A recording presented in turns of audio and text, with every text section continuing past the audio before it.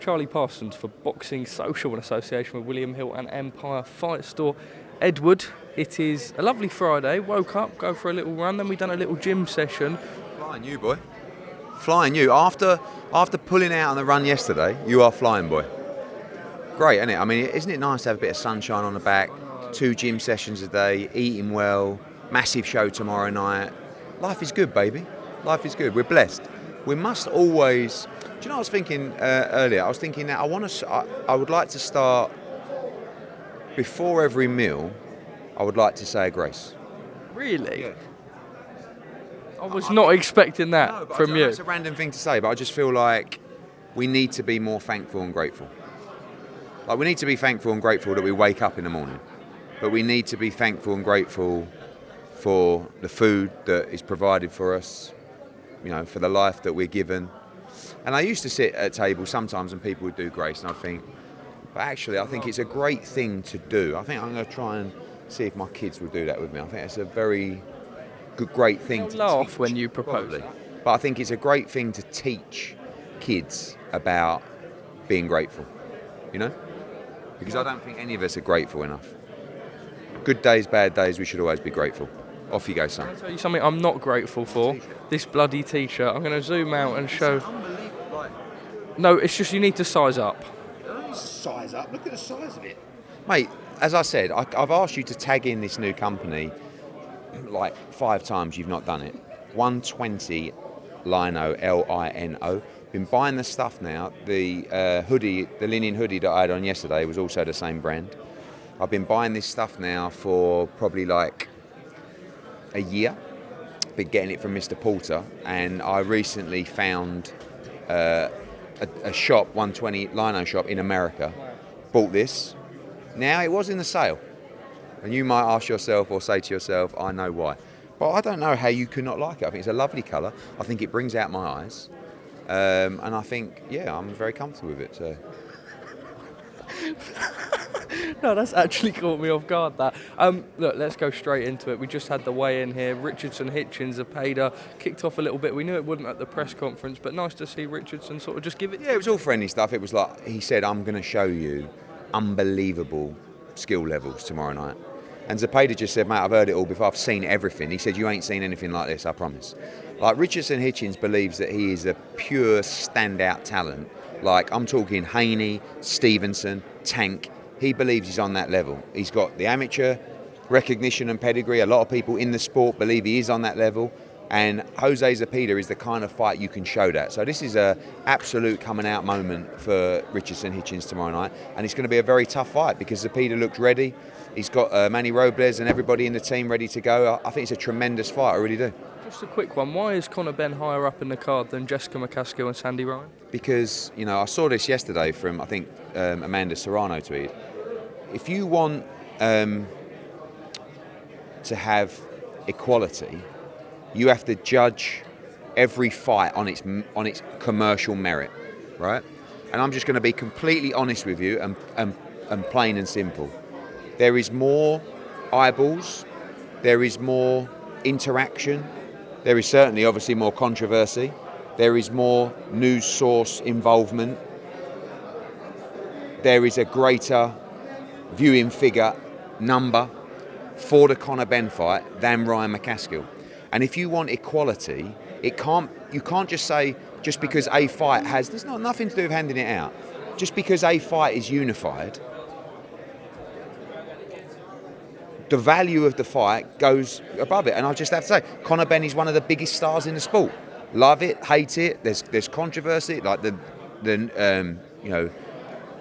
interactions this week, the digital interactions, the media interactions, has gone through the roof. And that's the honest truth. Like, Ryan against McCaskill is an unbelievable fight, but we shouldn't just put it there because in this case, that was why the decision was made. And you know, that's the honest truth. Let me pick up on that. You talk about the reaction to Conor Benn's return from the start of the week to now. How has it gone? Has it gone as you imagined? Obviously, A lot of naysayers, a lot of people that are supporting him. Absolutely, you know, a lot of ruffled feathers. Some people very happy to see him back. Some people not happy to see him back. Just as expected, really. You know, I think we've been through a million times this week the fact that he is able to box, and therefore he is going to box, and he does that this Saturday. And then after that, you know, we'll plan his next fight and we'll keep moving. If there ever comes a moment where he's not cleared to box, he won't box. But right now, as I said, he is. And I think Orozco looks absolutely massive. You know, I saw him at the head-to-head, and obviously, you know, you have to understand, Conor Benn is a small 154, and he's going to be a small 160 when he fights Chris Eubank. But it's going to be really interesting. I like the fact he's fighting a light middleweight in this fight, and not a blown-up light welterweight. So Orozco's been training, he said, for 8-9 weeks for another fight. So, listen, it's an opportunity for a lifetime. I hope Conor can go in and do a job on it. Michael Mazzulli, the head of the Association Boxing Commissions and Combative Sports, ABC, saying the Florida Commission could not find sufficient reason to deny the ring return of the drug offender Conor Benn. Mazzulli expressed his frustrations with the British Boxing Board of Control, saying he never as much received as a phone call from Robert Smith. Mazzulli said the absence to firm opposition from Smith to Benn's appearance left the Florida Commission with no other credible alternative but to allow Benn to fight. The British Boxing Board of Control have not been cooperative, not providing enough information for the ABC and the organisation to leave Benn on the suspension, and to finalise no contact at all with the British board. Right, okay. Well, they told us they're going to speak. I know the Florida Commission spoke to the board. The ABC obviously have reached out to the board several times, judging by that statement, and they haven't gone back to him. But it was confirmed to the ABC, obviously by all the releases from UKAD, that he's no longer suspended. If the board had a problem with it, I'm sure, or could have had a problem with it, I'm sure they would have replied to the ABC. Very strange that the board have not replied to the ABC. The ABC is the overriding commission in America. I mean, out of respect, really, you should be going back to them. But when we spoke to the ABC, and they told us that they were in contact with the British Boxing Board of Control, it was confirmed through all their research that Conor Benn is no longer suspended. If the board just ignored them, very strange. But if they had a problem and he wasn't cleared, they would have replied to the email. And I know Robert Smith said he spoke to the commission, so I'm not sure what commission he spoke to. I think it might have been Florida Commission. Quite right in that statement. Florida Commission have no reason not to licence him, because guess what? He's not suspended anywhere in the world and he's cleared to fight. Channel 4 documentary will be airing at 7 p.m. tonight. It is currently 6:40 UK time back home, investigating multiple accusations of racism, sexism, Islamophobia from key figures in boxing against the British Boxing Board of Control. What are your thoughts? I didn't know anything about that. I mean, it's a horrendous. I just saw the tweet. Didn't know anything about the programme. Didn't know anything against the racist accusations against the board, etc. Haven't really got a comment on it. I guess I'll watch it, or I'll try and digest what all these allegations is. I understand it. There's quite a few allegations against the board. Honestly, without knowing the substance of those, I don't really think I should comment. Obviously, it's a very serious allegation against the British Boxing Board of Control, and I'm sure they'll deal with it. Anthony Joshua's next fight. I spoke to Frank Smith this morning. He said that you sort of want to have something finalised within the next 1 to 2 weeks, really, if it's in December. You got a sort of couple of names that you're able to give us? I'll give you one name, Deontay Wilder. I mean, you know, I had good conversations with Shelley Finkel yesterday. We want to make the fight with them. Obviously, you know, we received an offer. We accepted the offer, as did Deontay Wilder. And now, at the moment, we can't move forward with that. But we do have other offers that have come in, and we have other opportunities to do that in other locations. So, you know, I made it clear to Shelley last night that we want to make the fight. We'll speak to AJ about a couple of offers that have come in, and, you know, hopefully we can go straight into that fight. You've had offers? Yes. Stage that fight? Yes. From other sites than Saudi Arabia, or any in the Middle East? Correct, in the Middle East, yes. Abu Dhabi? Not commenting any further. But we have to digest them. We have to speak to them about when that fight would take place. Obviously, originally it's January. There's now talks of potentially February or March. Do we fight in December? So lots to discuss. But, you know, as far as names go, one name really that is the main focus for the next fight, and that remains Deontay Wilder. Malik Scott's comments, he said it would be a lot more electrifying, a lot more entertaining sorry, actually, let me pick back up on that. Saying that Deontay Wilder is would be the most exciting heavyweight champion in boxing. It'd be a lot more electrifying, a lot more entertaining. When he fights, people are at the edge of their seat. There's never been a heavyweight with his type of power. These other guys are corny. They're just corny individuals. Who's he referring to? The other heavyweights out there. Okay, yeah. I mean, I think Deontay Wilder is extremely exciting. I think he has not one elite victory on his resume. I don't think he's ever beaten a top 5 heavyweight in his whole career. Frank Warren is calling for Joshua Dubois. He said, and I quote, "Let's see who really has the bigger heart and power." Well, I mean, when we talk about heart, and I don't want to criticise Daniel Dubois, but if you're trying to ask who has the bigger heart out of Anthony Joshua and Daniel Dubois, why don't you go back to the Vladimir Klitschko fight when he got hit by a right hand that would have decapitated most heavyweights, went down, got off his arse at 8 or 9, and then got up about, 5 times against Andy Ruiz? Never once sat on his knee, looked in the referee's eyes, waited for him to count to 10, and then rose to his feet. You ever question AJ's heart, especially against someone that has twice allowed himself to be counted out in fights while being on his knee? Please, we know who has the most heart. Daniel Dubois is a very talented young heavyweight. Who knows, a fight with AJ, I think it's a good heavyweight fight, but obviously that fight can't happen right now because Daniel Dubois has appealed, and I'm sure that rematch is going to get ordered between Usyk and Dubois because of the low blow.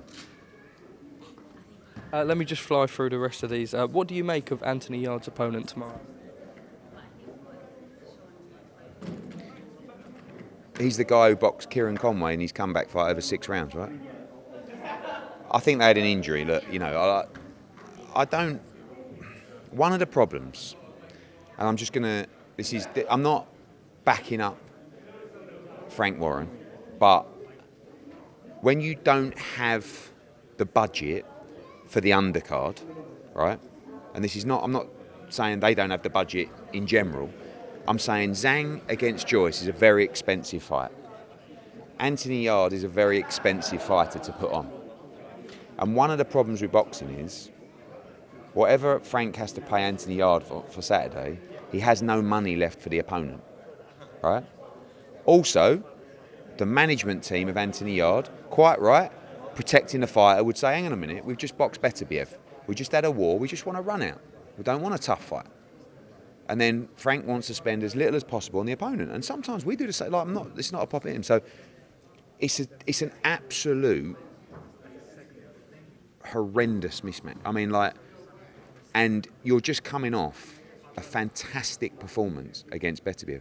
And I feel like there's a few times in Yarde's career where he's actually had really appalling opposition, and it's actually affected his value and his momentum because he's really good. And he showed that against Beterbiev. He doesn't need to be fighting these guys, Jorge Silva, or whatever his name is. I mean, he doesn't need to be fighting those guys. He's a very good heavyweight that should be preparing himself for another massive fight. But I get it. And listen, Joyce Zhang, you have to give props to BT and to Frank. They've put it on non-pay-per-view. I'm sure at some point it's almost like, and I don't think it would have done overly well on pay-per-view, but it's an expensive fight. And I think they've done well to give that as a regular fight on Saturday Fight Night. Sometimes when that happens, the undercard gets jeopardised. I've been there before, I've done it myself. So on this occasion, I think it's a terrible opponent for Anthony Yarde. I think it's a waste of time. But I also understand the predicament of not having the budget to bring in a guy for 150 grand and make a good fight for Anthony Yarde. And Tunde Ajayi is probably also going, hang on a minute, we just boxed Beterbiev, please. Two more quick ones. I know there's a bit of a queue. Anthony Yarde then came out and said that he thinks the Buatsi fight is now more likely now that Josh Buatsi's with a new promoter and not with yourself. What do you make of those comments?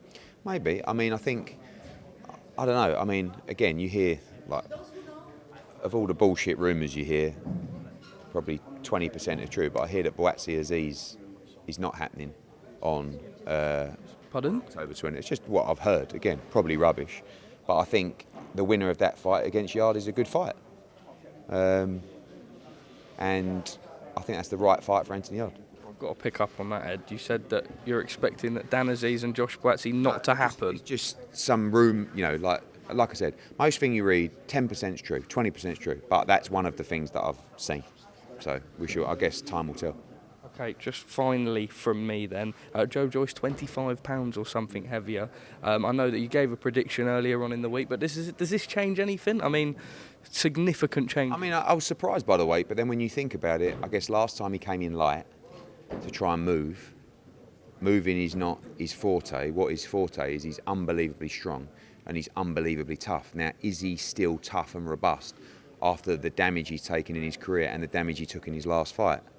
So he's coming, 25 pounds heavier than the last fight, which is nearly 2 stone.